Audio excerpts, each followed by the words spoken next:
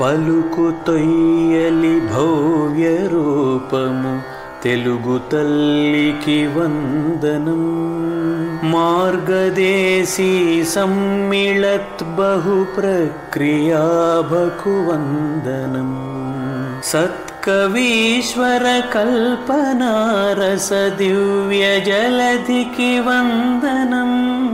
భావనా ప్రియ హృత్సరస్సు విహారి హంసికి వందనం. భావనా ప్రియ హృత్సరస్సు విహారి హంసికి వందనం. భావనా ప్రియ హృత్సరస్సు విహారి హంసికి వందనం. ఈనాటి సాహిత్య ప్రసంగం చేయడానికి మరుగడ కాత్యాయని గారు కొడవటి కంటి కథలలో స్త్రీ పాత్రలు అనే అంశాన్ని ఎంచుకున్నారు. వీరు భావన ప్రియ సాహిత్య వేదికలో అందరికీ సుపరిచితులు. ఈ భావన ప్రియ వేదికలో పద్యాలు కథలు రాస్తూనే మేలిపో అనే పుస్తకాన్ని ప్రచురించారు. ఇదే వేదికపై వారు సమీక్షగా మెల్లమెల్లగా ఎదుగుతూ ఈనాడు సాహిత్య ప్రసంగం చేసేంత స్థాయికి ఎదిగారు. వారికి మరోమారు కృతజ్ఞతలు తెలియజేస్తూ ఈనాటి సాహిత్య ప్రసంగం చేయడానికి మరువాడ కాత్యాయని గారికి స్వాగతం పలుకుతున్నాను. మేడం, మీకు ఆహ్వానం. సభా సరస్వతికి నమస్కారం. ఇవాళ మన అంశం కొడవటి గంటి కథలలో స్త్రీ పాత్రలు. అంటే దీని తాలూకు ప్రత్యేకత ఏంటి అంటే, మనం కొడవటి గంటి రచనలు అని అంట కుటుంబరావు గారు వారి రచనలు అని చెప్పుకుంటున్నాం కదా. అందువల్ల వారి తాలూకా ప్రత్యేకత ఏమిటి అని అనుకుంటే, వారు కథలకు పెద్ద దిక్కు. వారిని నేను కథలకు పెద్ద దిక్కు అని ఎందుకంటే అన్నాను, ఒకసారి చెప్తాను. ఈ విషయం చెప్పిన తర్వాత నేను పెద్ద దిక్కు అనడం ఎంత సబబో మనకు అర్థమవుతుంది. వారు 1909లో పుట్టారు, తెనాలిలో పుట్టారు. పుట్టిన తర్వాత వారు చిన్నప్పుడే వారి అమ్మ నాన్నగారు కాలం చేశారు. కాలం చేస్తే వాళ్ళ అన్నయ్య గారు ఉన్నారు, వెంకట సుబ్బయ్య గారు. ఆ వెంకట సుబ్బయ్య గారి దగ్గర వీరు పెరిగారు. వారు 16 ఏళ్ళు పెద్ద వీరికంట. వారు కథకులు, రచయిత. వాళ్ళు వారింటికి దేవులపల్లి కృష్ణశాస్త్రి గారు వస్తూ ఉండేవారు. అంటే నోరి నరసింహారావు గారు, అలా పెద్ద పెద్ద రచయితలు, పేరెన్నిక గల వాళ్ళు వాళ్ళ ఇంటికి వస్తూ ఉండేవారు. అందువల్ల వారికి చిన్నతనంలోనే సాహిత్యం అంటే ఏంటి, కథ అంటే ఏంటి, రచయితలు ఏ విధంగా మాట్లాడుకుంటారు, ఆ విషయాలన్నీ కూడా చిన్నతనంలోనే తెలిసిపోయాయి. పైగా వారి అన్నయ్య గారు వారికి 7వ సంవత్సరం వచ్చేసరికల్లానే ఈ సుమతి శతకాలు, వేమన శతకాలు, గజేంద్ర మోక్షం పద్యాలు అవి చదవడం చెప్పారు. ఒకసారి ఎప్పుడైతే పుస్తకానికి పరిచయం అయ్యారో, వారు తెలుగు సాహితీ అప్పట్లోని ఉధృతంగా వస్తూ ఉండేవి. కందుకూరి వీరేశలింగం పంతులు గారివి, గురజాడ అప్పారావు గారి రచనలు అంతమంది చదువుతూ ఉండేవారు. ఆధునిక కవితలు చదువుతూ ఉండేవారు. అందువల్ల అవన్నీ ఆకళింపు చేసేసుకున్నారు వారు 10-12 సంవత్సరాలు వచ్చేసరికల్లా. ఇంతలా చదువుకున్నటువంటి ఆ మనిషికి ఈ గురజాడ అప్పారావు గారు రచించినటువంటి కన్యాశుల్కం నాటకం బాగా హత్తుకుపోయింది మనసుకి. ఎంతలా హత్తుకుపోయింది అంటే, ఆ నాటకం మీద ఒక వ్యాసం రాశారు వారు. వారి వయసు అప్పుడు 22లో రాశారంటే 13 సంవత్సరాల పిల్లడు. 13 సంవత్సరాల వయసులో ఆనాటు అంటే మద్రాసు ప్రెసిడెన్సీలో ఉన్నటువంటి ఆంధ్రప్రదేశ్, అంటే ఆంధ్రప్రదేశ్, తెలంగాణ, మద్రాసు ఇన్ని స్టేట్లు లేవు. మద్రాసు ప్రెసిడెన్సీలో ఉన్నటువంటి ఆంధ్రప్రదేశ్ అప్పుడు ఎలాంటి రచయితలు ఉండేవారు, ఎంత కొమ్ము తిరిగిన వాళ్ళు ఉండేవారు. వారి సమక్షంలో వీరికి ప్రథమ బహుమతి వచ్చింది. అంటే పువ్వు పుట్టగానే పరిమిళిస్తుంది కదా, ఆ విధంగా వీరు చిన్నతనంలోనే చాటుకున్నారు నేనేమిటి అనేటటువంటి విషయాన్ని అతను చాటుకున్నారు. అయితే వీరు చదువు వరకు వచ్చేసరికల్లా వీరు MSc ఫిజిక్స్ చదువుకున్నారు, మద్రాసులో చదువుకున్నారు. చదువుకోవడం పట్టణంలోనే చదువుకున్నారు వీరు. అయితే ఏంటంటే, వీరు తరచుగా పల్లెటూరు వెళ్ళడం రావడం జరుగుతూ ఉండేది. వాళ్ళ బంధువులందరూ ఉంటూ ఉండేవారు కనుక. ఒకసారి పల్లెటూరుకు వెళ్ళినప్పటికీ వారికి కులం తెలిసిపోయింది. అగ్రహారాలు వేరేగా ఉండడం, రైతుల వాడలు వేరేగా ఉండడం, హరిజన వాడలు వేరేగా ఉండడం, అవన్నీ తెలిసిపోయింది. అప్పుడే వారు అస్పృశ్యతను ప్రశ్నించారు. ఇదేంటి ఇలా ఉన్నారు, మనుషులందరూ ఒక్కలాగే ఉన్నాం కదా, అంటే ఒకే రూపుని జంతువులన్నీ ఒక చోట ఉంటాయి, సింహాలు ఒక చోట, ఏనుగులు ఒక చోట ఉంటాయి, కానీ మనుషులందరం ఒకటే కదా, ఒక చోట ఎందుకు ఉండడం లేదు మనం, ఈ భేదభావాలు ఏమిటి అని అప్పుడే వారు అనుకున్నారు. వారికి మహాత్మా గాంధీ రచించిన పిలుపిచ్చారు కదా, అప్పుడు సహాయ నిరాకరణ ఉద్యమానికి పిలుపునిచ్చారు. ఆ పిలుపునిచ్చినప్పుడు వీరు బాగా ప్రభావితులు అయ్యారు. ప్రభావితులు అయ్యి ఏం చేశారంటే మన పని మనమే చేసుకోవాలి. అంటే నేను మై ఎక్స్పెరిమెంట్స్ విత్ ట్రూత్ పుస్తకంలో చదువుకున్నాను గాంధీ గారు చేసింది. వారు సహాయ నిరాకరణోద్యమం మొదలు పెట్టక ముందు నుంచే వారి పని వారు చేసుకునేవారు. సౌత్ ఆఫ్రికాలో వారు ఉన్నప్పుడు వారి భార్య నెలతెప్పి ఉంది. అప్పుడేమో నల్లవాళ్ళు అని మన ఆడవాళ్ళకి ఎవరు వాళ్ళు ట్రీట్మెంట్ చేసేవారు కాదు, ప్రసూతి అది చేసేవారు కాదు. చెయ్యకపోతే గాంధీ గారికి పరపతి లేదు, లాయర్ కదా అతను. అయితే గాంధీ గారు అంటారు వారి తాలూకు పుస్తకంలో లేని ఒకే ఒక పదం పరపతి, అది వారు ఏనాడు ఉపయోగించలేదు అతను. అంటే అనుకున్నారు అనమాట, ఒక 18 ఏళ్ల ఆడపిల్ల వెళ్ళి నేర్చుకుని చేస్తున్న పని నేను ఎందుకు చేయలేను అనుకున్నారు. తెల్లవారుజామున 4 గంటలకు లేచి వెళ్ళి ఆ పని నేర్చుకున్నారు. ముందర 6 నెలల పాటు ఆ పని నేర్చుకుని వారి పిల్లని వారే ప్రసవించడానికి సహాయం చేశారు భార్యకి. అంటే ఆ విధంగా అతను ఎంతో సాధన చేసిన తర్వాత సహాయ నిరాకరణ ఉద్యమానికి పిలుపిచ్చారు. అందుకే ఆ పిలుపుకు అంత బలం ఉంది, అంత ఊపు ఉంది. అంటే మనం చెప్పినటువంటి మాటల్లో సత్యం ఉంటే సత్యం ఎప్పుడు సత్యాన్ని మించిన బలం ప్రపంచంలో లేదు. అందువల్ల వీరు సహాయ నిరాకరణ ఉద్యమంలో భాగంగా వీరు వడ్రంగి పని అది నేర్చుకున్నారు. నేర్చుకున్న తర్వాత వీరు చదువు ఎంఎస్సీ ఫిజిక్స్ అని చెప్పాను కదా, ఎంఎస్సీ ఫిజిక్స్ అయిపోయిన తర్వాత వీరు కొంతకాలం ఫోర్మెన్ గా అటు ఇటు పనిచేశారు. అయితే ఏంటంటే వీరు అయితే ఇటుపక్క రచన వ్యాసంగం కొనసాగిస్తూనే ఉన్నారనమాట వీళ్ళు.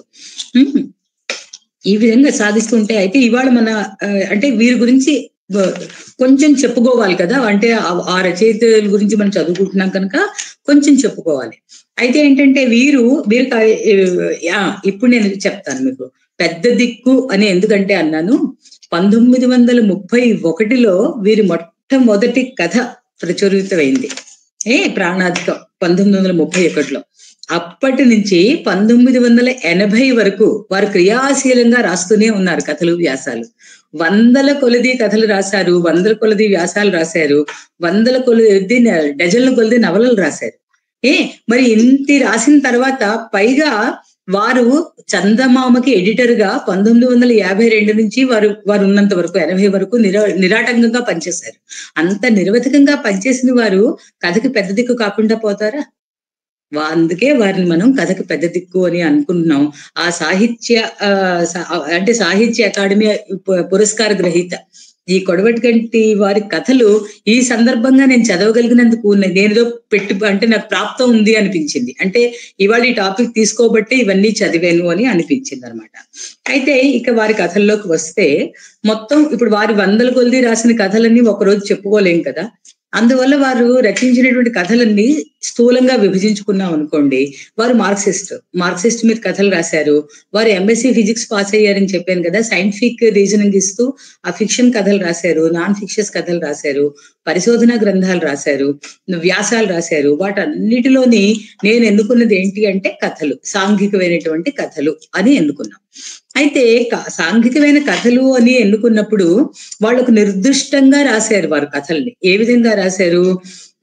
నిర్దిష్టమైన శైలి అనమాట. అంటే ఆ కథా వస్తువు వాళ్ళు ఏ విధమైనటువంటి కథా వస్తువు ఎన్నుకున్నారు వారు అంటే ఒక సామాన్యమైనటువంటి కథా వస్తువు. అంటే మనము మన ఇంటి పక్క వాళ్ళు, ఎదురుకుండా ఉన్నవాళ్ళు, పక్క వీధిలో ఉన్నవాళ్ళు, అంతే.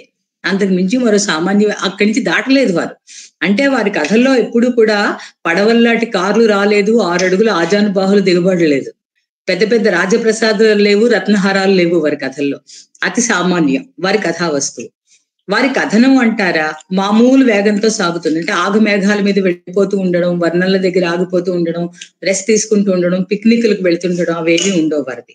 తర్వాత కథ తాలూకు నిడివి అతి చిన్న కథ నుంచి ఒక 4-5 పేజీల కథలు, లేకపోతే పెద్ద కథ 3-4తో పూర్తి అయిపోతూ ఉండేది. 3-4 వారాల్లో పూర్తి అయిపోతూ ఉంటుంది. ఆ మాత్రమే ఉండేది వారి నిడివి.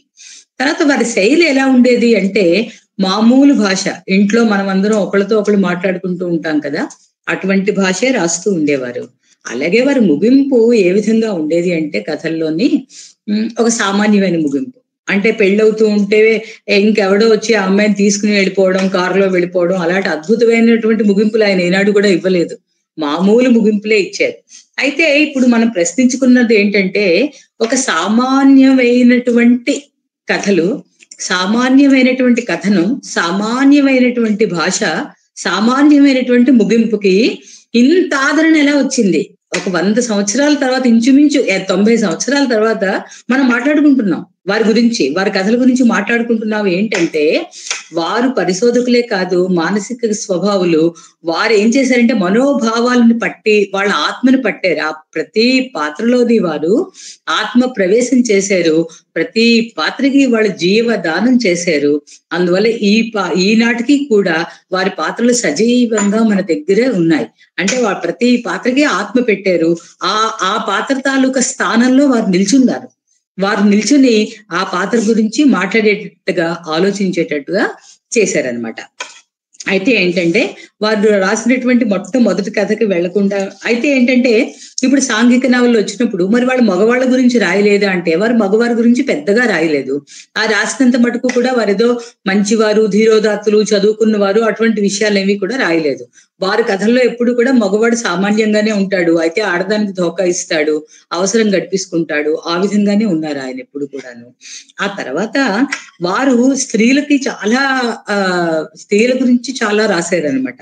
ఆ రాసినప్పుడు అయితే ఏమిటి రాశారు? లైంగిక వివక్ష, ఆడ మగ భేదం ఇప్పటికీ ఉన్నది, అప్పట్లో విపరీతంగా ఉంటూ ఉండేది. లైంగికత, మగవాడికి ఒక నీతి ఉంటుంది, ఆడదానికి ఇంకొక నీతి ఉంటుంది లైంగికత విషయంలోని. ఆ తర్వాత స్త్రీల మనోభావాలు, స్త్రీ ఎలా ఆలోచిస్తుంది, స్త్రీ ఆలోచనకి ఒక పురుషుడు ఆలోచనకి తేడా ఉంటుంది. వారికి స్త్రీ సాక్షాత్తు వారు రాస్తే మనకి ఆ స్త్రీ ఆలోచించినట్టుగానే అనిపిస్తుంది మనకి. తర్వాత స్త్రీలలో చైతన్యం వచ్చి రావడం మొదలుపెట్టింది. కందుకూరి వీరేశలింగం గారు, తర్వాత గురజాడ అప్పారావు గారు, వారి బాటల్లో వీళ్ళు ఇతను నడిచారు. అంటే ఇప్పుడు ఒక చిన్న కథ ఉదాహరణ చెప్పుకుందాం. అదేంటంటే ఆడబ్రతుకే మధురం. ఆడబ్రతుకే మధురం అన్న కథ 1.5 పేజీల కథ, చిన్న చిట్టి కథ అనమాట. అందులో ఏంటంటే ఒక పాప ఉంటుంది, బుజ్జి పాప, 7 ఏళ్ళో 6 ఏళ్ళో ఉంటుంది పాప. ఆ పాప ఒక రేడియోలో పాట వింటోంది. ఆ పాట ఏంటి? ఆడబ్రతుకే మధురం అని పాట వస్తూ ఉంటుంది. ఆ రేడియోలో పాట అలా నడుస్తూ ఉంటుంది. ఈ పాప ఆలోచనలు వెళుతూ ఉంటాయి. అంటే ఆ పాప ఏంటి తెలుసా ఆలోచిస్తుంది? తాతయ్య అమ్మమ్మని కొడతాడు, తాతయ్య నాయనమ్మని కొడతాడు, అమ్మని నాన్న కొడతాడు. అంటే ఆడవాళ్ళు ఎప్పుడు కూడా తన్నులు తింటూ ఉంటారు, మగవాళ్ళు ఎప్పుడు కూడా తంతూ ఉంటారు. అదే ఆ అమ్మాయికి తెలిసిన విషయం. తర్వాత ఇది అయిపోయిన తర్వాత మళ్ళీ అక్కడి నుంచి మనకి ఆడబ్రతుకే మధురం వస్తూ ఉంటుంది వెనకాల నుంచి. తర్వాత ఇంకా అని ఏముంటుంది? కృష్ణమూర్తి ఎప్పుడు కూడా వాడి భార్యను కొట్టడు, కృష్ణమూర్తి గారు మావయ్య ఎప్పుడు కూడా ఆ భార్యను కొట్టడు అనుకుంటుంది. ఆ తర్వాత ఇంకా ఏమనుకుంటుంది? ఎన్నో జన్మల పాపం చేసుకుంటే ఆడవాళ్ళుగా పుడతారు, అందుకే ఆడవాళ్ళు ముట్టవుతారు. ఈ మగవాడికేమో ఎంతో పుణ్యశాలి, అందువల్ల మగవాడిగానే మగవాడు పుడతాడు. ఈవిడి పాపాలన్నీ కడుక్కుందుకి ఆ మగవాడికి సేవ చెయ్యాలి. అందుకనే వాళ్ళకి ఎప్పుడు కూడా వీళ్ళు అన్ని పనులు చేస్తూ ఉంటారు. ఇంటి పనులు ఎప్పుడు కూడా మగవాళ్ళు ఎప్పుడు కూడా చెయ్యరు. కానీ కృష్ణమూర్తి గారి ఇంట్లో అలా కాదు. కృష్ణమూర్తి ఏమో అతని భార్యకి సేవ చేస్తూ అంటే సహాయం చేస్తూ ఉంటాడు. వాళ్ళిద్దరు కూడా ఆ మావయ్య బాగా ఉంటూ ఉంటాడు. అతను పెద్దతను, 40 ఏళ్ళు అతను. తర్వాత ఆడవాళ్ళు చదువుకోకూడదు, చదువుకుంటే వారి బుర్రలోకి ఎన్నో భావాలు వస్తాయి. ప్రబంధాలు అవి ఆడవాళ్ళు చదివితే ఇంకేమైనా ఉన్నదా? వాళ్ళ మనసు మలినం అయిపోదు. అందువల్ల ఆడవాళ్ళు చదువుకోకూడదు, వాళ్ళు చెడిపోతారు. అయితే ఏంటంటే పలానా అత్త ఉన్నది, ఆ అత్త ఎప్పుడు చదువుకోలేదు, అయినా సరే ఆమె వాళ్ళతో వీళ్ళతో తిరుగుతూ ఉంటుంది. కానీ కృష్ణమూర్తి గారి భార్య ఎవరితో కూడా తిరుగుతూ ఉండదు. ఈ విధంగా ఆ అమ్మాయి ఆలోచనలు సాగుతూ ఉంటాయి, ఆ పాట సాగుతూ ఉంటుంది. ఆడబ్రతికే పద్రం మాట పూర్తయిపోతుంది. పూర్తయిపోయిన తర్వాత ఆ అమ్మాయి ఏమని నిశ్చయించుకుంటుందంటే, పెళ్లి చేసుకుంటే నేను కృష్ణమూర్తి మావయ్యనే చేసుకుంటాను అంట. అంటే ఒక 7 ఏళ్ల పాపకి చదువు మీద ఆట మీద ధ్యాస లేకుండా ఇవన్నీ కూడా ఆలోచించింది అంటే ఆ పాప ఎంత భయపడి ఉంటుంది, ఎంత భయపడి ఉంటుంది. అయితే వీరేమో అవేమీ చెప్పలేదు. అతని శైలి అలా రాసుకుని వెళ్ళిపోయారు. రాసుకుని వెళ్ళిపోతూ ఉంటే మనకు అనిపించింది అనమాట. అంటే ఒక పడవని మనం దూరం నుంచి చూస్తే ఆ పడవ సాఫీగా వెళ్ళిపోతుంది అని మనం అనుకుంటాం మనం. అయితే ఏంటంటే పడవ నడిపిన వాడికి తెలుసు ఆ పడవలో ఉండే ఒడిదుడుకులన్నీ కూడా. అందువల్ల ఒడిదుడుకులన్నీ అతనే పడ్డారు, కథనాన్ని అతను సాఫీగా నడిపించారు. మనం చదువుతున్నంతసేపు మనకి హాయిగా, అంటే ఎటువంటి అనుమానాలు లేకుండా చక్కగా చదువుతూ ఉంటాం. కథ మనకు అర్థం అవుతుంటుంది, ఎక్కడ కూడా మనకు అర్థం కాకుండా పోదు. అయితే ఏంటంటే ఇప్పుడు ఒకసారి వారు రాసిన మనోభావాల గురించి అతను రాశారు అని చెప్పాను కదా, అదేంటంటే ప్రాణాధికం. 1931లో వచ్చిన కథ. అంటే గురజాడ వారి కథ 1930లో అచ్చయింది, తర్వాత వీరి కథ 31లో అచ్చయింది అనమాట. ఈ ప్రాణాధికం కథలోని ఏంటంటే 3 పాత్రలు ఉంటాయి, ఎక్కువ పాత్రలు ఉంటాయి. అదేంటంటే భార్యాభర్తలు ఉంటారు, రంగారావు శకుంతల. ఆ ఉంటే భార్యకేమో గుండెలో నొప్పి వస్తుంది. భోజనం అయిపోయిన తర్వాత మధ్యాహ్నం 2 గంటలకు ఏదో విశ్రాంతి తీసుకున్నప్పుడు కొంచెం గుండెలో నొప్పి వస్తుంది. గుండెలో నొప్పి వచ్చి ఆవిడ మంచం మీద పడి మెలికలు తిరిగిపోతూ ఉంటుంది. అప్పుడు భర్త వచ్చి చూడలేకపోతాడు. చూడలేకపోయి డాక్టర్ దగ్గరికి పదే అంటాడు. అంటే డాక్టర్లు నన్ను తనిఖీ చేస్తారు కదా అంటే, అవును, అయితే నేను రాను. నా ఛాతీ తనిఖీ చేస్తారు కదా, చేస్తారు, మరి నేను రాను. అలా అంటే ఎలాగే, వెళ్ళకపోతే ఎలా తగ్గుతుంది, పోతే పోనీయండి ప్రాణం. అయ్యో, ఇతను కటకట్లాడిపోతూ ఉంటారు. ఆవిడ అన్న డాక్టర్ ఇంటికి వస్తాడు. ఈ అన్న మందులు పనిచేయవు, ఈ అన్నయ్య సరైన డాక్టర్ కాదు అంటుంది. అంటే ఇంటి మందు పనిచేయదు అన్నట్టుగా ఆ శకుంతల అంటుంది. అన్న తర్వాత ఈ భర్త ఏమో చూడలేకపోతాడు. బావమరిది అంటాడు, నువ్వు మరీ ముద్దు చేసేసేవయ్యా, నా చెల్లెలకి ఇంత ముద్దు చెయ్యకు, నయానో భయానో మందు తాగించంటారు. అంటే ఆ రోజుల్లోనే ఇతను వెళ్ళి అతని బాధ్యతలకు జబ్బు లక్షణాలు చెప్తే డాక్టర్ గారు అరుకిచ్చారు. అలా ఇవ్వరు కదా ఇప్పుడు మనకి. అంటే ఇచ్చారంటే అది అలవాటైన విషయం అనమాట. ఆడవాళ్ళు ఎవరు డాక్టర్ గారి దగ్గరికి వెళ్ళకపోవడం అనేది అతి సామాన్యమైన విషయం ఆ రోజుల్లోనే. అందువల్ల ఏమో వెళ్ళారు, అరకు తీసుకొచ్చారు. తీసుకొస్తే ఈమెమంటుంది తెలుసా, అబ్బాయి ఈ అరకు రుచిగా లేదు, నేను తాగనంటుంది. అంటే అరకు తాగకపోతే ఏం దారే, నీకు తగ్గదే అంటారు ఇతను. అబ్బాయి నేను తాగును, ఆ కంపు కొట్టుకుంటున్న అరకు తాగితే ఉన్నది కూడా వాంతి అయిపోతుంది, లేనిపోని రోగాలు వస్తాయి అంటుంది. మందు తాగదు, డాక్టర్ దగ్గరికి వెళ్ళదు, బాధ తగ్గదు. అయితే ఇంకా అన్నయ్య అంటారు, ఇంకా లాభం లేదు దీంతోటి అని చెప్తారు. అని చెప్పిన తర్వాత ఏమవుతుంది, ఆ మర్నాడు ఎప్పట్లా భోజనాలు అయిపోయి భర్తకు తాంబూలం ఇద్దామని వెళుతుంది. ఆ వెళ్ళేసరికల్లా ఏమవుతుందంటే ఆ భర్త లుంగలు చుట్టుపోతూ ఉంటాడు మంచం మీద. ఏమైపోయిందంటే ఏమో నాకు తెలియదు, నాకేదో బాధగా ఉంది పొట్టలోని అంటారు. అంటే అయ్య బాబాయ్ మీకు బాధ ఏంటండి, పదండి డాక్టర్ గారి దగ్గరికి అంటుంది. భర్త అనేసరికల్లా వెంటనే డాక్టర్ గారి దగ్గరికి అంటారు.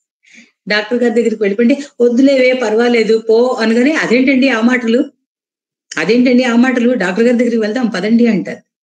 పదండి అని చెప్తే అతను ఒక అరకు తెచ్చుకుంటాడు. తెచ్చుకున్న తర్వాత ఆ మర్నాడు పొద్దున్న 6 గంటలకు తాగాలి అంటే ఈవిడ తాగండి అని తాగనంటాడు. ఈయన ఇది రుచిగా లేదు, నేను తాగనంటాడు. అప్పుడు ఆవిడ అంటుంది, నేను తాగుతాను, మీరు తాగండి అంటుంది. అలాగా ఆవిడ మందు తాగి అతనికి మందు తాగిపిస్తే 15 రోజుల తర్వాత ఆవిడ నార్మల్ అయిపోయిన తర్వాత అతనికి అయితే విచిత్రం ఏంటంటే 15 రోజుల్లో ఆవిడ గుండె నొప్పి రాలేదు. భర్తను చూసుకుంటే ఈవిడ గుండె నొప్పి రాలేదు, ఈవిడికి తగ్గిపోయిన తర్వాత భర్త అసలు విషయం చెప్తాడు. నాకు మందు తాగండి, నాకు రోగం లేదు, ఏమీ లేదు, ఉత్తినే బయటకు వెళ్ళి మీ అన్నయ్యతోటి వెళ్ళి మామూలుగా ఒక అరకు తెచ్చుకున్నాను ఆరోగ్యం కోసం, అంతకు మించి ఇంకేమీ లేదు, నువ్వు మందు తాగడం లేదని ఇలా చేసాను అంటారు.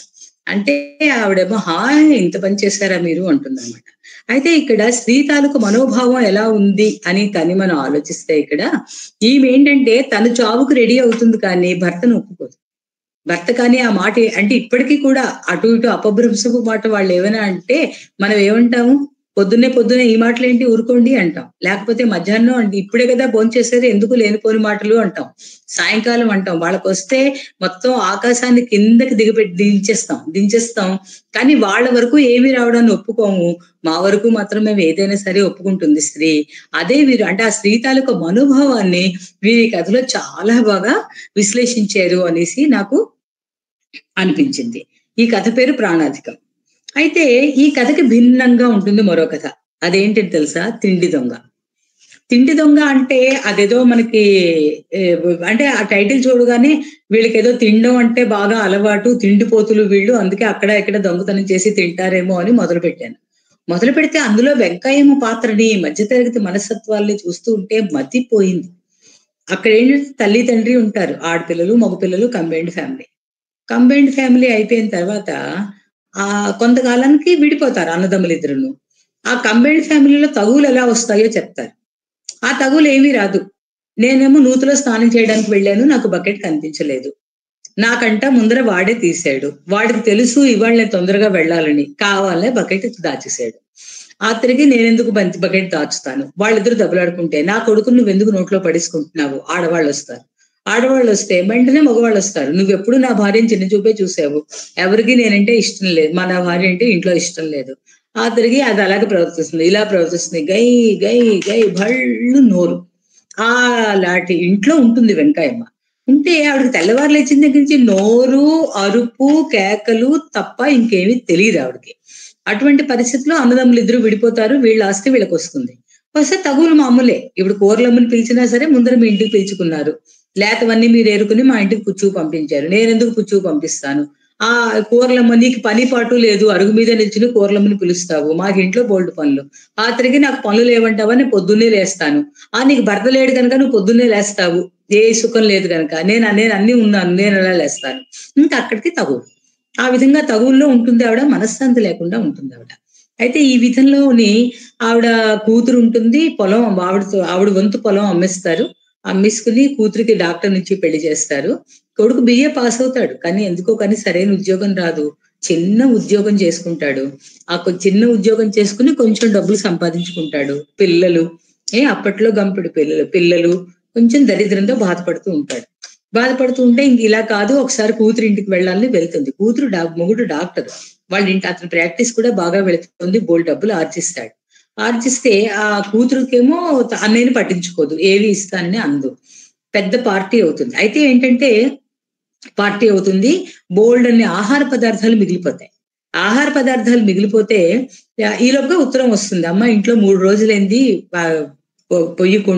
కుండ పొయ్యి ఎక్కి అంతమంది కూడా మలమల మాడిపోతున్నామమ్మా అని చెప్తాడు. చెప్తే వీడి తల్లి కదా మనసు కటకట్లాడుతుంది. ఆ రాత్రి మిగిలిపోతే ఏముంది, తెల్లారి పాచి పారిద్దాం ఉంటుంది కూతురు. అంటే వీడు అర్ధరాత్రి పూట లేచి అరిటాకు నిండా అవన్నీ కట్టుకుని బుట్టలో పెట్టుకుని ఆ వస్తువులు పట్టుకుని కొడుకు దగ్గరికి వెళ్ళిపోతుంది అనమాట.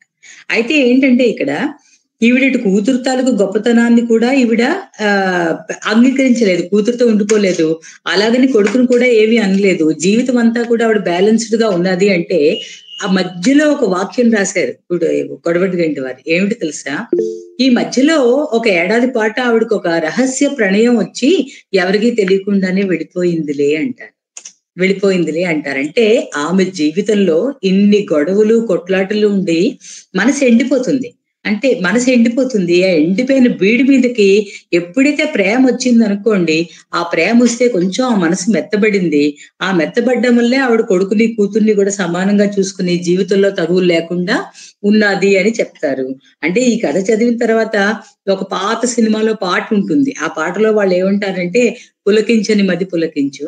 ఎలా అంటారు అంటే, పులకించని మది పులకించు, వినిపించని కథ వినిపించు, అనిపించని ఆశలనించు,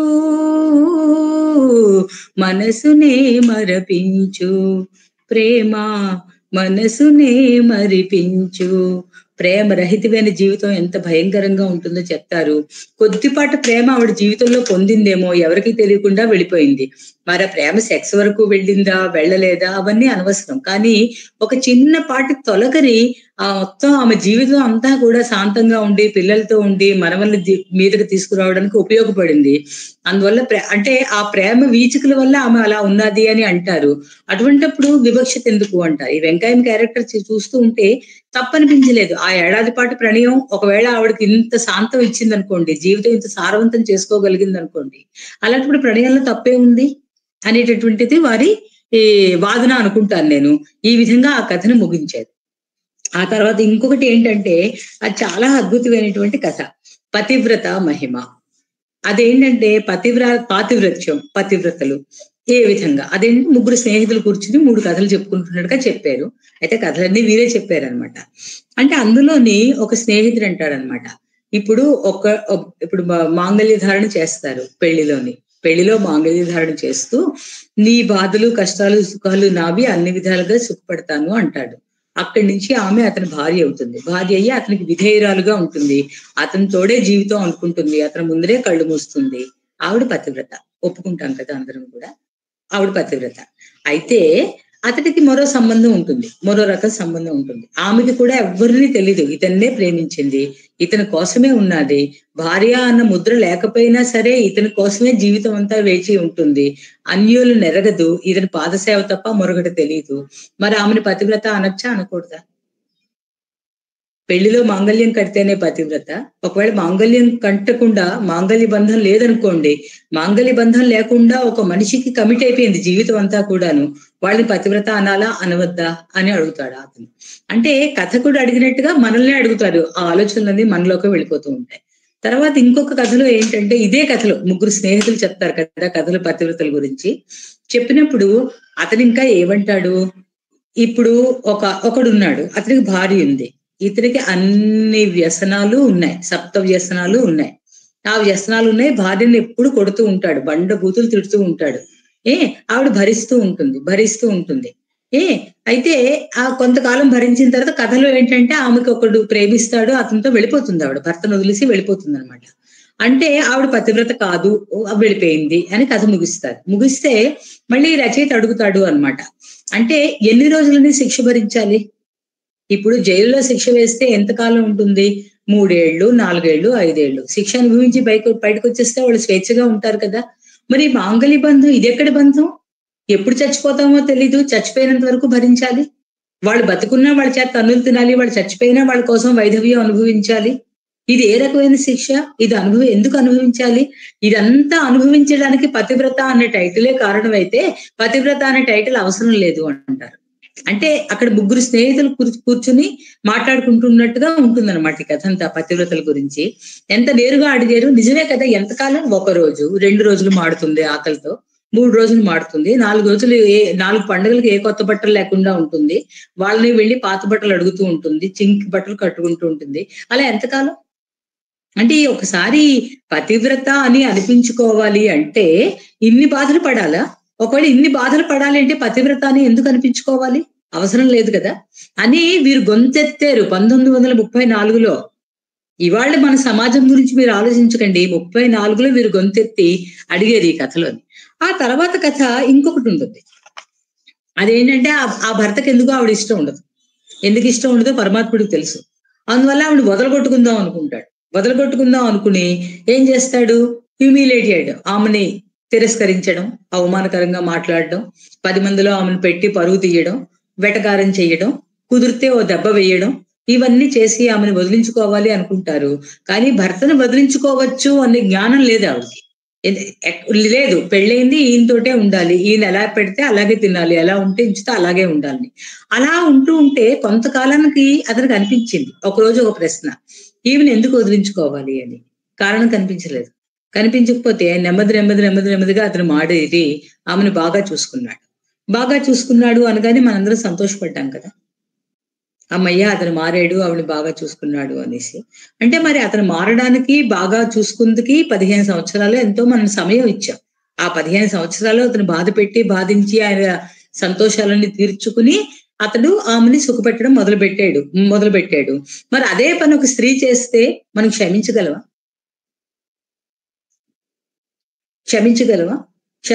కదా. ఒకవేళ అలా క్షమించలేకుండా ఉంటే ఆ పాతివ్రత్యమే అక్కర్లేదు అంటారు. మనకి అక్కర్లేదు అంటారు. ఈ విధంగా ధైర్యంగా, అంటే స్త్రీ యొక్క హక్కుల గురించి ధైర్యంగా ప్రశ్నించే కథలు అతను 40లోనే రాశాడు ఈ కథ. ఆ తర్వాత మరొక కథ ఏంటి తెలుసా? అసలు మనకి మతిపోతుంది. ఆడముండ అని కథ పెట్టారు శీర్షిక. అలాంటి కథ శీర్షిక పెట్టగలరా? ఎవరైనా ధైర్యం ఉందా? పెట్టారు, ఆడముండ అని పెట్టారు. ఇంట్లో అన్నయ్య ఉంటాడు, చెల్లెలు కూడా ఉంటుంది. ఉంటే అన్నయ్యని ఏమంటారు? మగపిల్ల వరిపొల్లు మనం అంతా చెరిగేసినా సరే ఎక్కడో ఒక చోట చిన్న ధాన్యపు గింజ దొరికి ఉంటుంది. ఒక్క ధాన్యపు గింజ కూడా లేకుండా పొల్లంతా మనం తూర్పారబట్టలేం మనం. ఆ విధంగా మగపిల్లడు వరిపొల్లుతో సమానం. అంటే వాడిలో ఎన్ని దుర్గుణాలు ఉన్నా సరే ఒక చిన్న మంచి గుణం చూస్తే అదిగో వీడు మంచివాడే. తాగుతాడు కానీ పెద్దగా నోరు పెట్టడే, మరోడు చేస్తాడు కానీ మరోడు చెయ్యడే అంటారు. ఆ తర్వాత ఈ సరస్వతి ఎప్పుడైనా సరే అందులో క్యారెక్టర్ సరస్వతి, నేను చదువుకుంటాను అని అన్నదనుకోండి, నోరు పోయి ఆడముండవు, నీకెందుకు, ఇంట్లో ఉండు, ఒక ఇంటికి పోవలసిందా నువ్వు, మా ఇంట్లో నువ్వు ఉన్నావు, నువ్వు నీకు పెళ్లి చేస్తాం, మరొకళ్ళ ఇంటికి, నువ్వు ఆడముండవి. అలాగ బాధలు పెడుతూ ఉంటారు. ఈ అన్నయ్య ఎప్పుడు కూడా నోరు మూసుకో అంటాడు. అయితే ఏంటంటే ప్రేమరాహిత్యంతో ఎక్కువ కాలం బతకలేము ఎవళ్ళం కూడా. మీరు నేను ఎవ్వరూ బతకలేం. అందుకనే ఈ వయసు వచ్చిన తర్వాత కూడా మనకు అమ్మ గుర్తొస్తే మన మనసు శాంతపడుతుంది. అందుకే నలుగురు మాట్లాడుకుంటున్నప్పుడు మా అమ్మగారు ఎప్పుడు చిన్నప్పుడు 9 ఐస్కర్ల వంట పెట్టేసేవారు తెలుసా అని చెప్పుకుంటాం. అంటే మా అమ్మగారు ఇలా చేసేవారు తెలుసా అంతమంది అమ్మల గురించి మాట్లాడుకుంటాం, ఎందుకంటే అన్కండిషనల్ గా అమ్మ ప్రేమిస్తుంది మనల్ని. ఆ ప్రేమ చాలు ఈ జీవితం మనం చచ్చిపోవడానికి. అందుకనే పెద్ద అయిపోయిన తర్వాత కూడా మనం తల్లి ప్రేమను మనం తలుచుకుంటూ ఉంటాం ఎప్పుడు కూడా. అంటే ప్రేమ లేకుండా బతకలేమన్నమాట. అయితే ఈ సరస్వతికి ఇల్లు నరకం అయిపోతుంది, ఎందుకంటే ఇంట్లో ఆర్థిక పరిస్థితులు బాగోలేవు, పెళ్లి చేసే స్థితిలో లేరు వాళ్ళు. ఆ తర్వాత ఈ నిమిషానికి మాటకి చదివించరు, ఒక కళ నేర్పించరు, ఎక్కడికి వెళ్ళలేదు, పైపెచ్చి ఆడముండా ఆడముండా ఆడముండా అంటూ ఉంటే ఆవిడకి ఏంటంటే కొంచెం తిరుగుడు మరిగి బయటకు వచ్చేసింది. బయటకు వచ్చి ఒక నాటకాల తాలూకు చైర్మన్ తోటో ఎవరితోటో అక్రమ సంబంధం పెట్టుకుంటే ఒకరోజు తల్లి నిలదీసింది, నీ దగ్గర నీ డబ్బులు ఎందుకు వచ్చాయి అంటే, ఎవరో అప్పుల వాళ్ళు వస్తారో అరుస్తూ ఉంటారు, సరస్వతి వెళ్ళి డబ్బులు ఇచ్చేస్తుంది.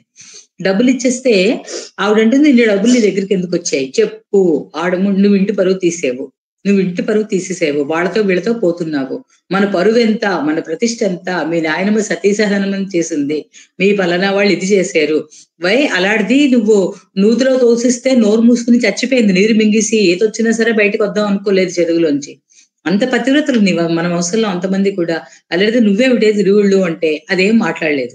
అయితే వాళ్ళు సరస్వతిని విమర్శించారు కానీ ఆమె డబ్బును ఎప్పుడు విమర్శించలేదు. ఆమె ఇంటికి తీసుకొచ్చి డబ్బిస్తూ ఇంటి అవసరాలు గడుస్తూ ఉంటే ఊరుకున్నారు వాళ్ళు.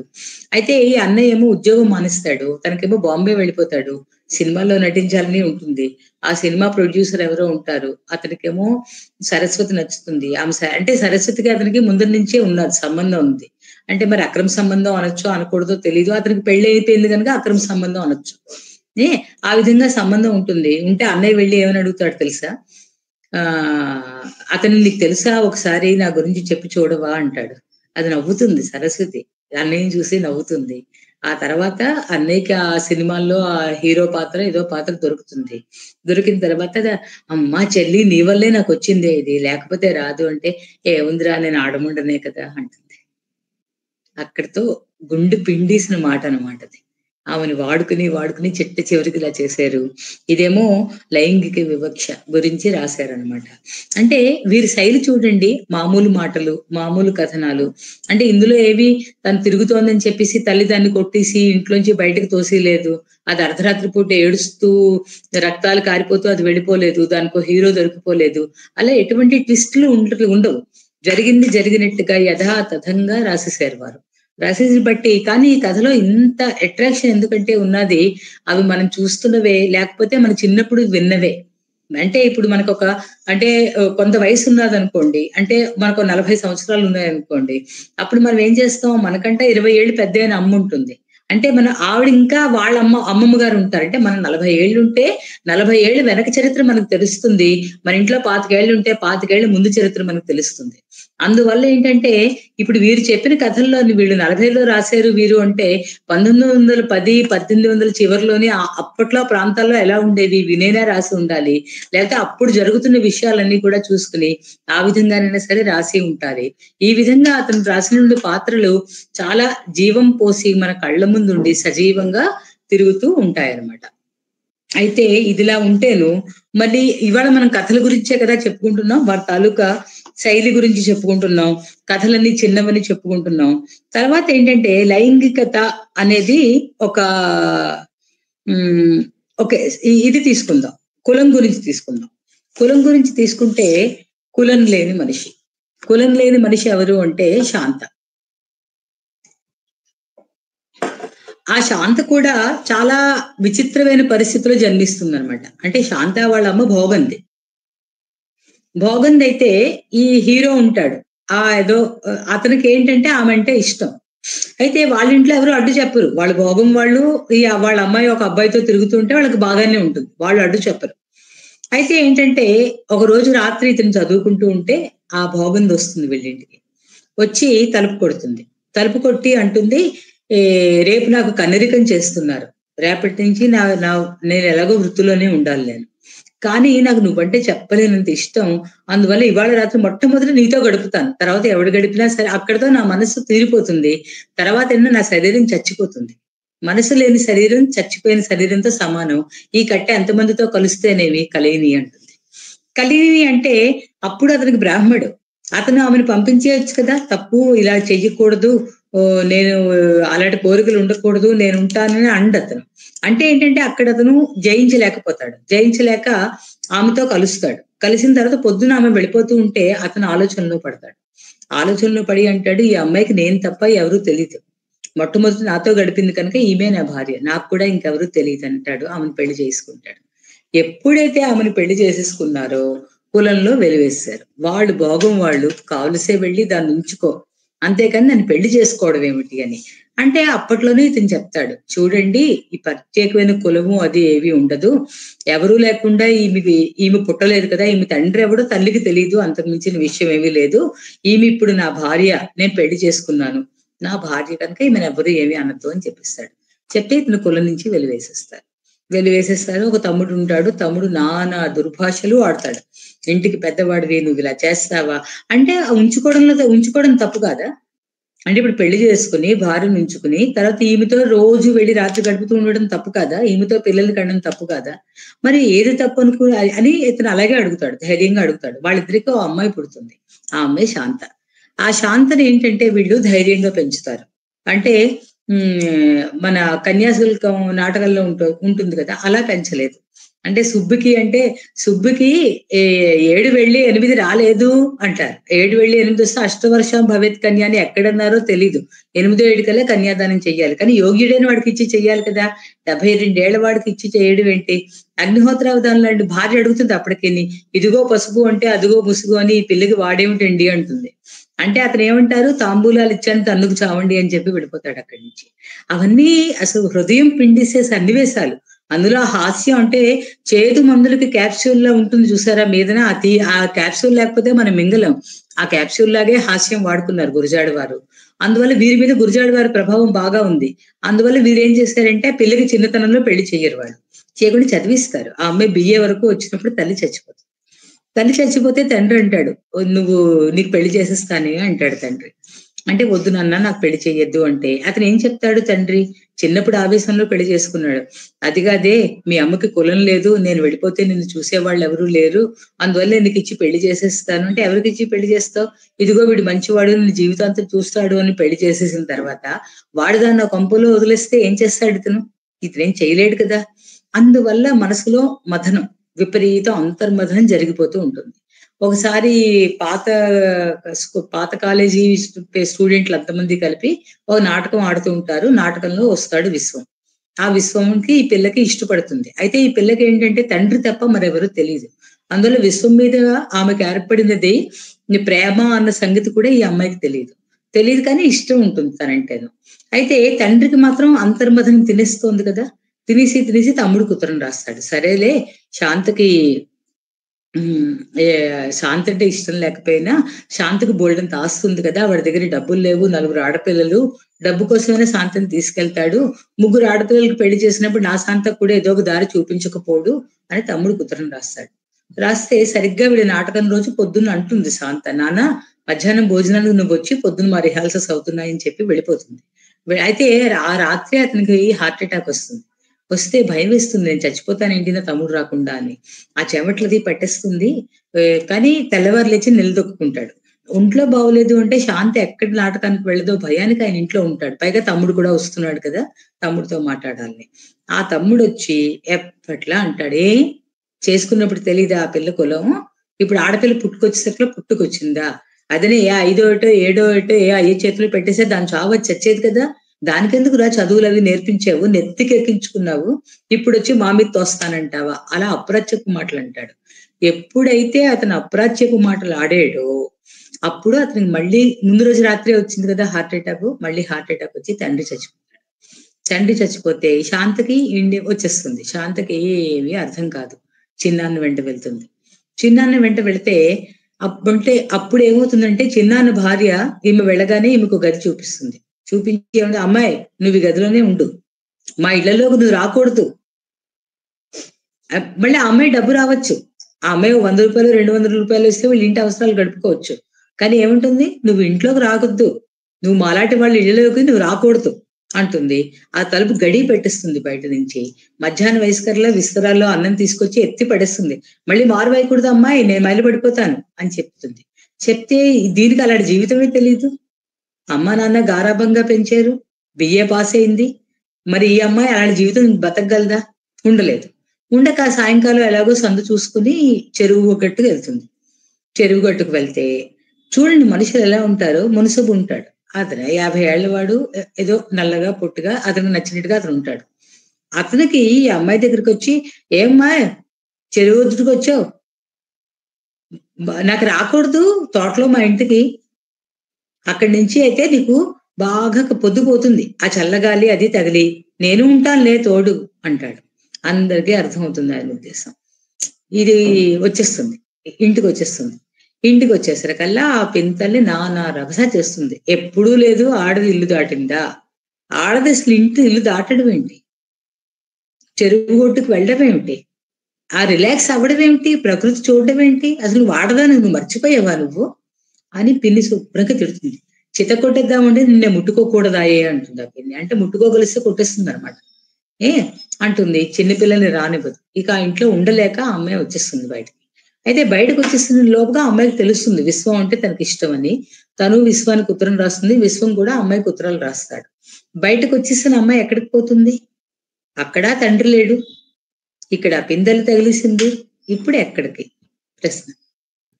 ప్రశ్న అయితే ఆ శాంత ఏం చేస్తుందంటే వాళ్ళ పింతల్లి ఇంటికే వెళ్ళిపోతుంది. వాళ్ళ పింతల్లి భోగంది. ఆ పింతల్లి ఏముంటుందంటే, అమ్మాయి రాత్రిపూట రా, ఇంటికి వస్తుంది, పెరట్లోంచి రా అమ్మ అంటుంది. పెరట్లోంచి ఇంటికి వెళ్తుంది.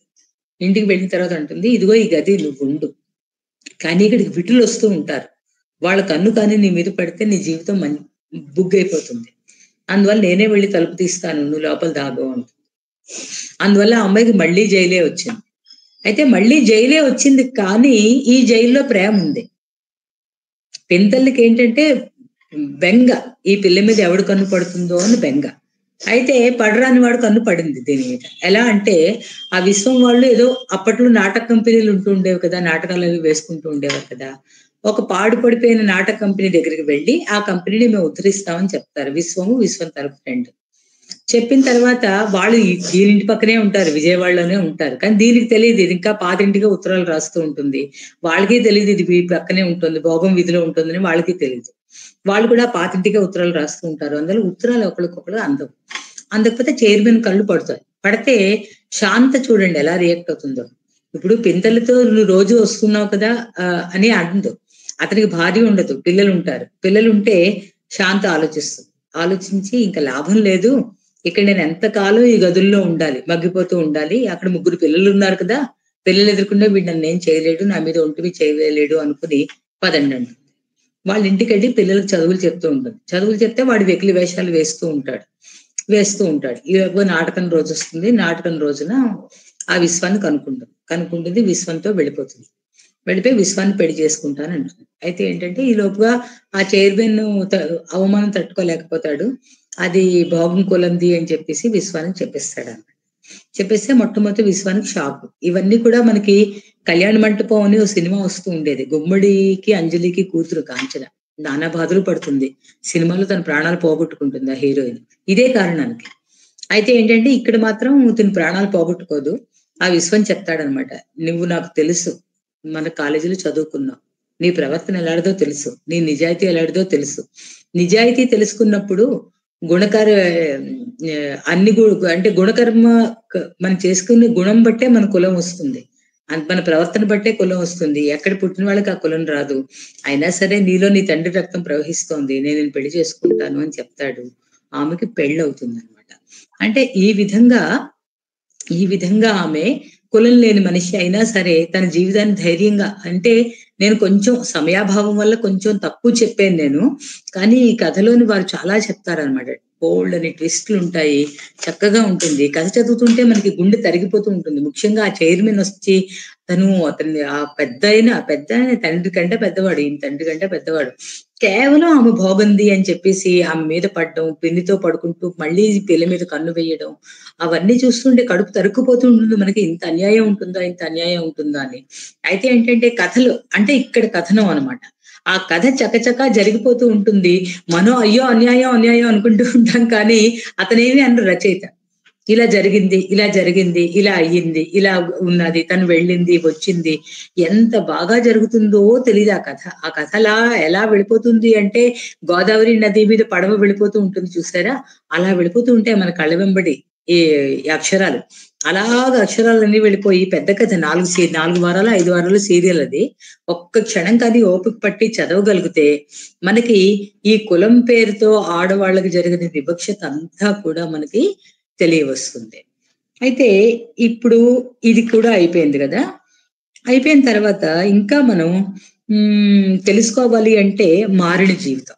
మారిన జీవితం కేవలం ఆడపిల్లలు అంటే ఇందులో ఆడపిల్ల లేల, ఇందులో కూడా హీరోయిన్ కేవలం ఆడపిల్లలనే కాదు, ప్రతి తల్లి తండ్రి మన పిల్లల్ని పెంచుకుంటున్నాం చూసారా, పెంచుకుంటున్న విధాలు మనోభావాలు అద్భుతంగా రాశారు మారిన జీవితం. అందులో తండ్రి, ఆ తండ్రికి 3 కొడుకులు ఉంటారు. 3 కొడుకులుండి తర్వాత ఏంటంటే ఒక కూతురు ఉంటుంది. కూతురు ఉంటే వీరు ఏమని అనుకుంటారు అంటే కూతురిని చదివిస్తానంటారు, కొడుకుల కంటే కూతురు గొప్పదంటారు, ఆదర్శ భావాలు చెప్తారు. ఆదర్శ భావాలు చెప్పి ఆ పాపని స్కూల్లో జాయిన్ చేస్తారు. స్కూల్లో 50% మార్కులు వస్తాయి, చాలే దీనికి ఇన్ని మార్కులు అంటారు. ఆ తర్వాత ఆమెను నాట్యం అంటే ఇష్టం అని డాన్స్ లో పెడతారు. 1 ఏడాది వరకు నేర్చుకున్నాక నాట్యంలో కూడా ఆమె పెద్ద రాణించలేకపోతుంది. కొంతకాలం వదిలేస్తారు. వదిలేసిన తర్వాత ఆమె సంగీతం నేర్చుకుంటుంది. ఆ సంగీతం కూడా రాణించలేకపోతుంది. అప్పుడు వారు ఒక మాట అంటారు, ఆమె సంగీతం నేర్చుకుంటుంది, సంగీతం టీచర్ వెళ్ళిపోతాడు ఇంట్లోంచి. వెళ్ళిపోయిన తర్వాత తల్లి ఏముంటుంది ఆ అమ్మాయిని, వసే ఆ మాస్టర్ వెళ్ళాడు, ఇంటి పనులు ఎలాగో చెయ్యవు, ఆ సంగీతమైనా ఏదో నేర్చుకో నీ గదిలోకి వెళ్ళి అంటుంది. అంటే గదిలోకి వెళ్ళి సంగీతం నేర్చుకుంటే ఎవరూ మెచ్చుకోకపోతే ఆ పసి హృదయం అల్లల్లాడిపోదు.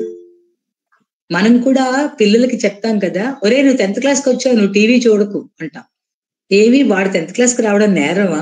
మనం ఏమైనా సరే శిక్ష వేస్తున్నామా? ఇంతోటి మనం 10th క్లాస్ పాస్ అయిపోయామని చెప్పి మనం దర్జాగా టీవీలు చూస్తావా, సినిమాలు? ఆ 10th క్లాస్ పాస్ అవ్వలేకపోయినందువల్ల ఆ పసివాడు టీవీలు చూడకుండా ఉంటాడా?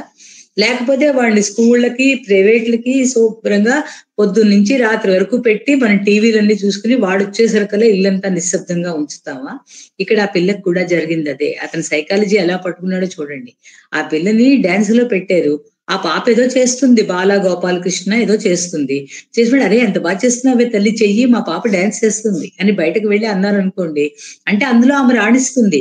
ఒక నిరాశ మాట, ఒక దెప్పి పొడుపు, ఒక ఇది లేకపోవడం, అంటే దేనేంటంటారు, ఒకరిని ఎంకరేజ్ చేయలేకపోవడం. ఎంకరేజ్ తెలుగులో ఏమంటారంటే ఎవరిని కూడా మనం ఒక ప్రేరణ ఇవ్వలేకపోవడం, ప్రోత్సహించడం. ఒక ప్రోత్సాహం లేకపోయేసరికల్లా ఆమెలో నిరాశా మేఘాలు వచ్చాయి. నిరాశా మేఘాలు వచ్చి 50% కాస్త 40% దిగిపోయింది మార్కులు. కానీ బిఏ పాస్ అయింది. ఇప్పుడు ఆమె పెళ్లి చూపులు తంట. ఆ పెళ్లి చూపులు అంటే ఆ తండ్రికి ఒకటి నచ్చదు, అది నచ్చదు, ఇది నచ్చదు, ఆ పిల్లడు బావులేడు అంటాడు, ఈ పిల్లడు బావులేడు అంటాడు. సరే వాళ్ళ ఇంటికి ఒక పిల్లడు వస్తాడు. అయితే ఇంతకు ముందు మనకి రచయిత చెప్తాడు, దత్తపుత్రుల గురించి చెప్తాడు. ఆ రోజుల్లో దత్తత ఉంటూ ఉండేది, ఇవాళ రేపు దత్తత లేదు. కానీ ఈ దత్తపుత్రుడి పరిస్థితి కొత్త కోడల కంటే అధ్వానంగా ఉందని చెప్తూ ఉంటాడు. ఎందుకంటే ఇప్పుడు తన అమ్మా నాన్న అని పిలవలేడు, పరాయి వాళ్ళని అమ్మ నాన్న అని పిలుస్తూ ఉంటాడు. పైపైచి ఏంటి, డబ్బు కమ్ముడిపోతాడు. ఆ డబ్బు ఇచ్చారని వాళ్ళ మీద కృతజ్ఞత, ఆ డబ్బు కావాలని తల్లి తండ్రి మీద జాలి, వరసలు వావులు అన్ని మారిపోతూ ఉంటాయి. ఏనాడు గొంతుకెత్తలేడు. అందువల్ల దత్తపుత్రుడి పరిస్థితి మహా అధ్వానంగా ఉంటుంది అని మొట్టమొదటి ఒక ఇంట్రడక్షన్ ఇచ్చారు. అది ఎందుకంటే ఇక్కడికి తీసుకొస్తే ఈ లీలా ఉంటుంది కదా, ఈ అమ్మాయి ఇంటికి ఒక అబ్బాయి వస్తాడు, ప్రకాష్ అని వస్తాడు. 25 ఏళ్ళ అబ్బాయి వస్తాడు.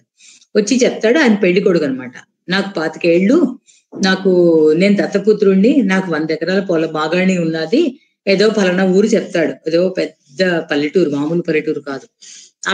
అక్కడ ఉన్నది మా ఊరు, నేను ఈ అమ్మాయిని చేసుకుంటాను అంటే అప్పుడు తండ్రి ఆలోచనలో పడతాడు.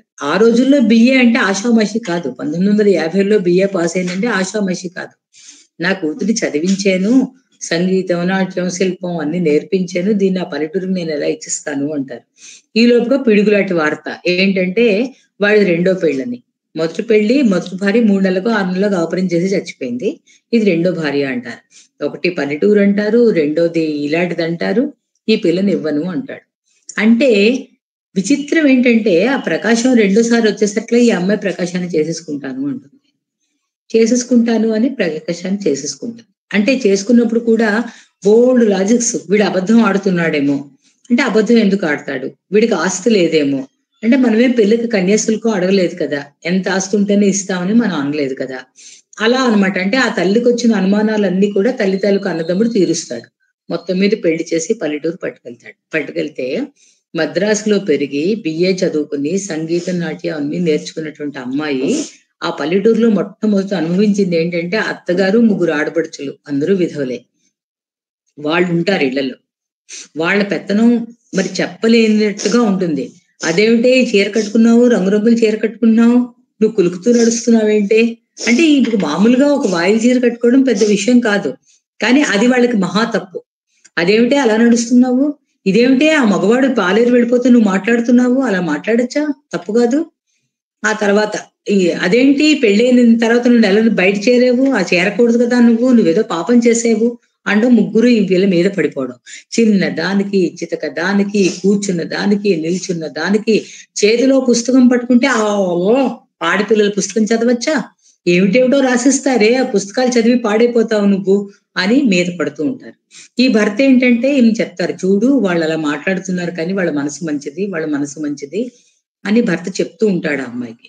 చెప్తూ ఉంటే మొట్టమొదటి ఇవన్నీ ఏడ్చుకుంటూ తల్లికి మాయనమ్మకి రాసుకుంటుంది ఉత్తరాలు. రాసుకుంటే వీళ్ళ కడుపులు కరిగిపోతూ ఉంటాయి. బాబోయ్ ఎలాంటి పిల్లని ఎలాంటి ఇంటికి ఇచ్చేసాం, తెచ్చేసుకుందాం ఆ పిల్లని అనుకుంటారు.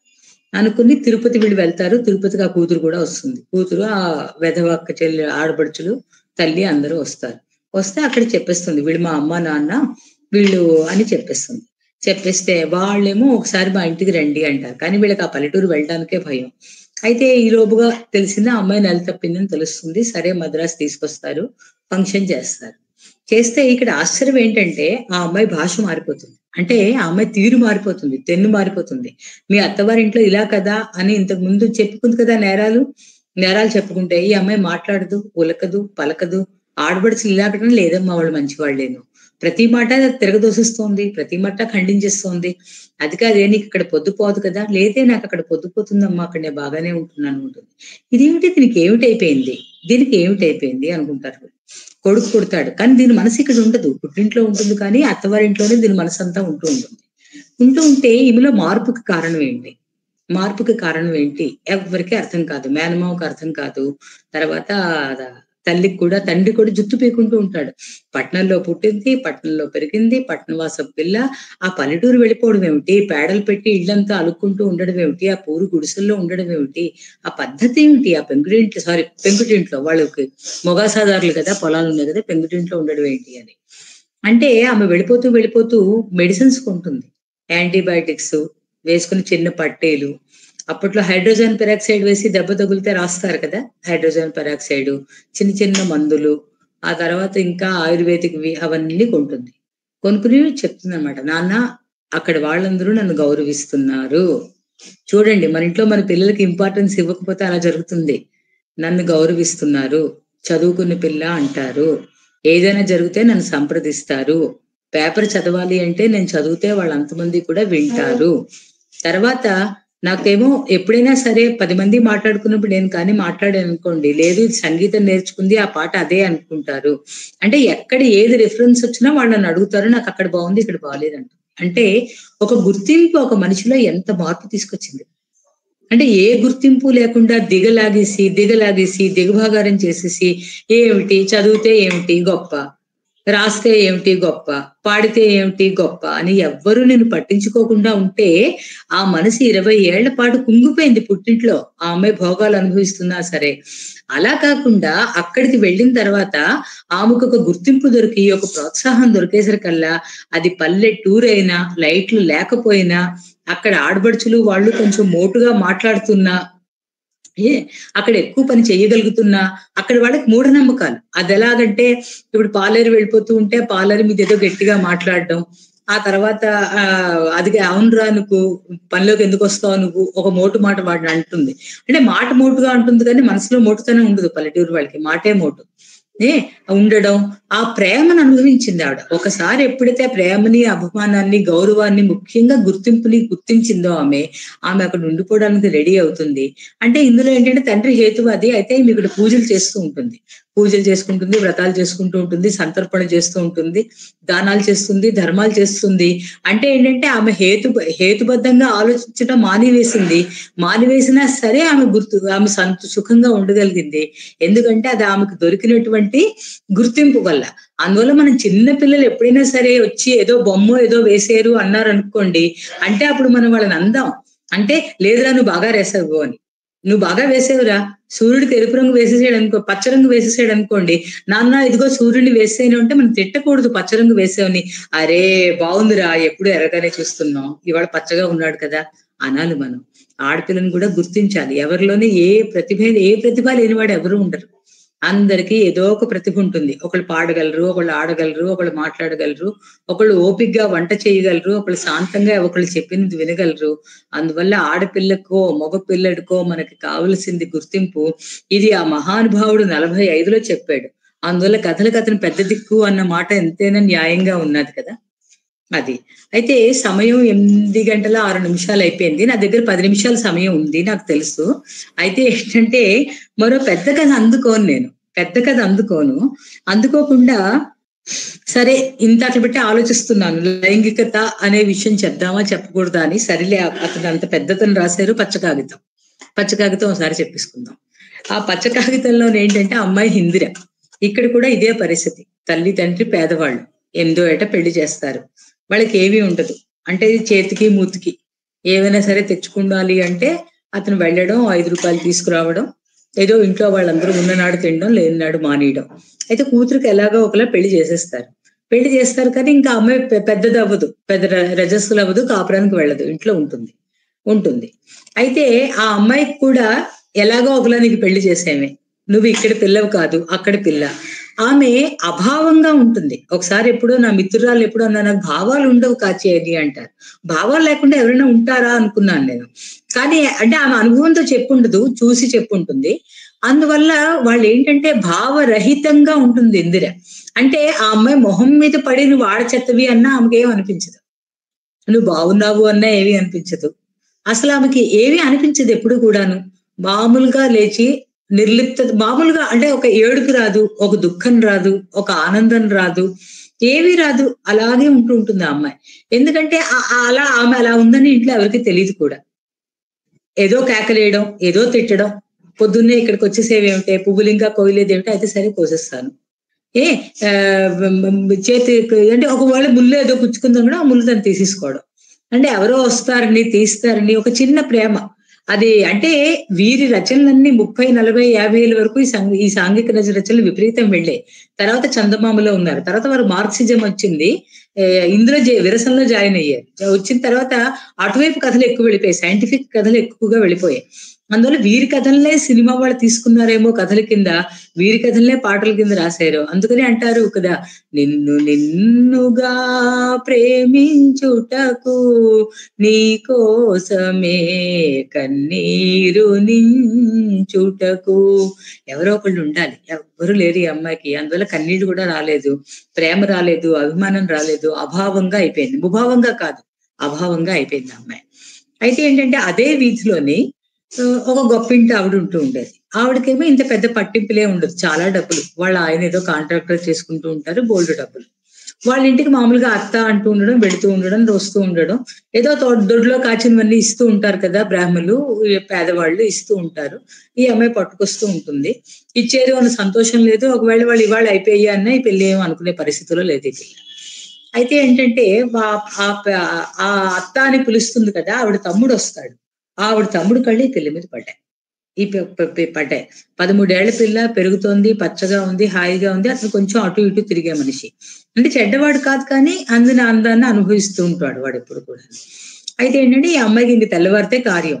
ఇంట్లో ఎప్పట్లో డబ్బుల కోసం ఎటామొట్టి డబ్బులు, 75 రూపాయలు కావాలి. ఎక్కడి నుంచి తీసుకొస్తారు, సారి పెట్టాలి, ఎవరికి ఇస్తారు, అది చెయ్యాలి, ఏంటి ఇస్తారు, ఎంతసేపు వాళ్ళు మాట్లాడేసుకోవడమే, అమ్మ నాన్న, అమ్మమ్మ, నాయనమ్మను, అంతే తప్ప ఈ పిల్ల గురించి ఎవరు మాట్లాడరు, చెయ్యరు. అంటే అది ముందు నుంచి జరుగుతున్నదే. అంటే ఒక ఇంట్లోని ఒక విషయాన్ని మనం నెగ్లెక్ట్ చేస్తే ఎంత అనర్థం జరిగిపోయిందో చూడండి. ఈమె ఆ ఇంటికి వెళ్తుంది, అతడు చెప్తాడు, అక్క నాకు ఆ పిల్ల మీద మనసు ఉంటుంది అంటే, అయితే సరే నీ సంగతిని చూసుకో ఉంటుంది. అక్క వాళ్ళిద్దరికి వెసులుబాటు కల్పిస్తే అతను ఈమెను అనుభవిస్తాడు. కానీ ఈమెకి ప్రతిఘటించదు కూడాను. అంటే అసలు ఏడుపు రావడానికైనా ఒక అభిమానం అన్నది ఉండాలి కదా. నాకు ఒక అభిమానం అని ఉంటే, అభిమానం హర్ట్ అయితే నేను ఏడుస్తాను. అభిమానమే లేదు ఈ పిల్లకి, అభిమానమే లేదు, ఎవరు ఆరాధనే లేదు, ఏమీ లేదు. హర్ట్ అవ్వదు ఆ పిల్ల. హర్ట్ అవ్వకుండా వచ్చేస్తే వాడికి జాలి వేస్తుంది అనమాట. అయ్యో ఈ పిల్లకి ఏమీ తెలియదు, అమాయకురాలు, అనుభూతే లేదు, నేను ముట్టుకుంటే కనీసం భయపడాలి కదా, భయపడలేదు. కొన్ని సంతోషపడలేదు. ఆనందించలేదు కూడాను. ఇదేమిటి ఇలా ఉన్నది అని వస్తూ పచ్చ కాగితం చేతిలో పెడతాడు. అప్పట్లో పచ్చ కాగితం పులిగుర్ర అంటే 100 రూపాయల నోటు, అది చాలా గొప్ప. చేతి పెడతాడు. అది ఆ డబ్బులు వద్దని కూడా అందు. అది మామూలుగా డబ్బులు పట్టుకుని వెళ్ళిపోతుంది. అంటే ఏమీ జరగనట్టుగా మామూలుగా వెళ్ళిపోతుంది. వెళ్ళిపోయిన తర్వాత ఆ రాత్రి ఎందుకో కానీ ఆ జరిగిన విషయం ఆవిడ గుర్తొస్తుంది ఆ పిల్లకి. అయితే సరే ఆ మర్నాడు మొత్తం మీద అంత ఎవరో అప్పులు వాడు వస్తాడు, కేకలు వేస్తాడు. ఇది అంటుంది, నేను అత్తను వెళ్ళి డబ్బులు అడుగుతాను అంటుంది. వీళ్ళ ఇంటికి వస్తుంది, అత్త నాకు 100 రూపాయలు కావాలి అంటుంది. అంటే బొత్తిగా 100 రూపాయలు ఎలా ఇస్తానే అంటుంది. కానీ ఎందుకులే, పెళ్ళైంది, పిల్ల వెళ్ళిపోయి ఏమనుకుందో మనసులో 100 రూపాయలు ఇస్తుంది. ఆ 100 రూపాయలు వచ్చి అప్పుల వాడికి ఇచ్చేస్తుంది. సరే ఆ రాత్రి గదిలో పెడితే ఈలోపు అత్తేమో మరి సాయంకాలం పేరెంటానికి వస్తుంది కదా. పేరెంటానికి వచ్చినప్పుడు ఈ పిల్ల డబ్బులు తీర్చేస్తుంది. ఉన్నాయి కదా 100 రూపాయలు ఇచ్చేస్తుంది. అదేమే ఈ చేత్తో పుచ్చుకుని ఆ చేత్తో ఇచ్చేసేవు అని నోరు జారుతుంది. దాంతో తల్లి పట్టుకుంటుంది, నీ దగ్గర డబ్బులు ఎక్కడవి, నువ్వు ఎన్ని డబ్బులు ఇచ్చేసావు అని. దాంతో ఆవిడకి అర్థమైపోయింది, విషయం అంతా అర్థమైపోయి, లేదండి మా ఇంటికి వస్తున్నప్పుడు పోతున్నప్పుడు రూపాయి అప్పు చేసింది, పెళ్ళైపోయి వెళ్ళిపోతుంది కదా, అందుకే రూపాయి అప్పు తీర్చేసింది అని సర్దుతే ఇంకా గదిలో మొగుడు పట్టుకుంటాడు. ఏకంగా రూపాయే, ఒక బిళ్ళలా ఒక రూపాయే, బెత్తులాగా రూపాయే, ఓ కాణి అయినా పర్వాలేదు, అడా అయినా పర్వాలేదు, దమ్ముడి అయినా పర్వాలేదు, బొత్తిగా రూపాయి నువ్వు ఖర్చు పెట్టేశావా అని ఆ వెళ్ళినంతసేపు ఆ అమ్మాయిని అరగంట వరకు అడుగుతూనే ఉంటాడు. ఎక్కడి నుంచి తీసుకురా, నువ్వు రేపటి నుంచి సంసారం, నువ్వు పతివ్రతగా ఉండాలి, ఇంట్లో ఉండాలి, నువ్వు డబ్బు మరిగేస్తే ఎలాగా. ఆ మొగుడండం అదే మొట్టమొదటిసారి కలుసుకున్నప్పుడే మొగుడంటే మరిగేస్తే ఎలా అండడం, ఇదండం అన్ని అంటాడు. అయితే ఏంటంటే ఈవిడిలో మరి ఏ అనుభూతి ఈవిడిలో మిగిలిపోయిందో నాకు అర్థం కాలేదు. కానీ ఆమె భర్తను మాత్రం నెమ్మదిగా సానుకూలపరుచుకుంటుంది. ఆ మర్నాడు వెళ్ళొస్తానత్త అని చెప్పినప్పుడు, ఏమే డబ్బులైనా ఉంచుకున్నావు కాదు అంటే, పర్వాలేదు అత్తయ్య, అంతకు మించిన అనుభవం నాకు మిగిలిపోయింది అంటుంది. ఆ తర్వాత జీవితంలో ఎప్పుడు ఆమెకి భర్తకి కంప్లైంట్స్ రాలేదు. ఈమె కూడా ఇంకా మరే విధమైన ప్రవర్తన లేదు. వాళ్ళిద్దరూ ఎంతో అన్యోన్యంగా కాపురం చేశారు అంటారు. అంటే ఒక చిన్న అనుభవం, అంటే ఇక్కడ తప్పని అనిపించవచ్చు, పెళ్లి కాకుండా మరొకటితో వెళ్ళిపోయిందా అని అనుకోవచ్చు. కానీ ఆ అనుభవం అలా రాశారు వరకథ. అంటే మరి చలం ప్రభావం వారి మీద ఉందో ఏమో తెలియదు. కానీ ఒక చిన్న ప్రేమ, ఒక చిన్న స్పర్శ, ఒక చిన్న అనుభవము, ఒక చిన్న అనుభూతో ఆమె జీవితాన్ని తీర్చిదిద్దింది. సరే, ఇక ముగింపు కానీ వస్తే, ఇంతవరకు మనం వారి రచనల్లోని స్త్రీల పట్ల లైంగిక వివక్షత, లైంగికత, స్త్రీల మనోభావాలు, స్త్రీల చైతన్యం, ఈ విధమైనటువంటి ఎన్నో విషయాలు మనం చర్చించుకున్నాము అని మనకు అనిపిస్తుంది. కానీ వారు రాసిన 100 కథల్లో మనం చదువుకున్న 4-5 కథలు పెద్ద విషయం కాదు. అయితే ఏంటంటే, ఒకటి నేను గమనించాను ఏంటంటే, PDF లో అంటే నెట్ లోకి వెళ్ళి ఈ కథలు చదువుతూ ఉంటే వీరివి నిఘంటువులో ఉంటుంది చూసారా, ఆలు ఈలు వస్తే ప్రతి నిఘంటు ఉంటుంది. అలాగా ఆ అంటే అక, అగ, అప అన్ని ఈయన కథలే ఒక నిఘంటువులో ఉన్నాయి ఇతని కథలు. అంటే ప్రతి అక్షరం తర్వాత ప్రతి అక్షరం వచ్చేస్తుంది, ప్రతి గుణంతో వచ్చేస్తుంది. అంటే ఇప్పుడు ఏదో గుణవంతురాలు అనుకోండి, గుణ, గుణు, గుణి, గుణి అన్ని కథలు ఉన్నాయి ఇతనికి. ఆకారంతో కథలు ఆ నుంచి క్ష వరకు ఈయన రాయని కథ లేదు, ఈయన రాయని వ్యాసం లేదు. ఈయన ఆలోచించి, అంటే ఇతను మేధావి, సైంటిస్ట్, ఇతను ఎన్నో సైంటిఫిక్ వ్యాసాలు రాశారు. తర్వాత ఏమో చాలా మళ్ళీ చందమామలు, చంటి పిల్లలకి చందమామలు 30 ఏళ్ల పాటు నడిపిన మహానుభావుడు. మన అంతమంది చందమామ ఫ్యాన్స్ అయితే ఒక్కసారి ఆయనకి చప్పట్లు. అంటే 30 ఏళ్ల పాటు అంతలా నడిపినందుకు చందమామను తలుచుకుని మనం ఇప్పటికీ కూడా ఆనందపడతాము. అంటే ఇంత మేధావి ఒక శాస్త్రీయంగా ఒక స్త్రీ తాలూకు అవసరాలన్నీ కూడా గ్రహించి, ఆ స్త్రీల తాలూకు అవసరాలు సంఘానికి తెలియాలి అని చెప్పి, ఒక సామాన్యంగా సరళంగా ఉంటూ మన చుట్టుపక్కల ఉండే కథలకి జీవం పోసి ఈనాటికి మన మధ్య నిలిచున్నారు. అతడు కథలకు పెద్ద దిక్కు అని నేను అన్న మాటలో ఎటువంటి అతిశయోక్తి లేదు అని మరొక మారి వినయంగా తెలియజేసుకుని నమస్కారం చేసుకుంటున్నాను. స్వస్తి. ధన్యవాదాలు మేడం. పలుకు తొయ్యలి భవ్య రూపము తెలుగు తల్లికి వందనం. మార్గదేశీ సమ్మిళత్ బహు ప్రక్రియాభకు వందనం. సత్కవీశ్వర కల్పనారస దివ్య జలధికి వందనం. భావనా ప్రియ హృత్సరసు విహారి హంసికి వందనం. భావనా ప్రియ హృత్సరసు విహారి హంసికి వందనం. భావనా ప్రియ హృత్సరసు విహారి హంసికి వందనం.